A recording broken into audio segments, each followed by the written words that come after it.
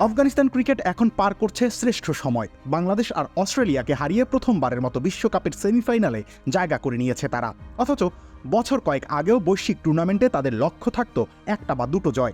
এই যে অল্প সময়ের ব্যবধানে এত উন্নতি, সেটার পেছনে অভিভাবকের ভূমিকায় ছিল ভারত।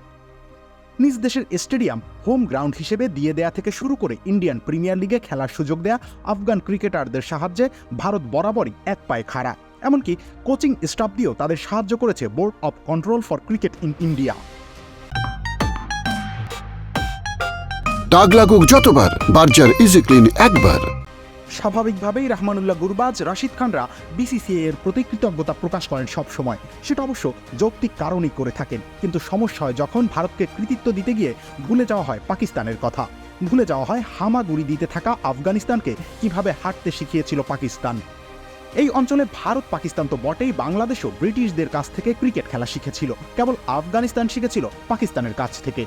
শরণার্থী শিবিরে বেড়ে ওঠা এক ঝাঁক শিশুর বুকে স্বপ্ন এঁকে দিয়েছিল পাক স্বেচ্ছাসেবীরা। 2015 সালের দিকের অধিকাংশ আফগান ক্রিকেটার উঠে এসেছিলেন পাকিস্তানের শরণার্থী শিবির থেকেই। রাশিদ খান, মোহাম্মদ নবী, আসগর আফগান, গুলবাদিন নাইব, মোহাম্মদ শেহজাদ প্রত্যেকের ক্রিকেটের হাতে খড়ি পেয়েছেন পাকিস্তানে। পাকিস্তান ক্রিকেট বোর্ড জাতীয় টি-20 লিগে এদের খেলার সুযোগও করে দিয়েছিলেন। আফগান চিতাস নামের একটি দল নিশ্চিতভাবে সে সময়কার গল্প মনে করিয়ে দেয়। তাছাড়া পাক কিংবদন্তি রাশিদ লতিফ, ইনজামামুল হকরাই ছিলেন নবী রশিদদের প্রথম গুরু। বর্তমান দলের বাইরে থাকা মোহাম্মদ শেহজাদ সেজন্যই আবেগ জড়িত কণ্ঠে বলেন, যখন আমরা প্রথম খেলা শুরু করেছি তখন পাকিস্তান আমাদের সাহায্য করেছে। এসব সত্য কথা বলার জন্য ওরা আমাকে বের করে দিয়েছে।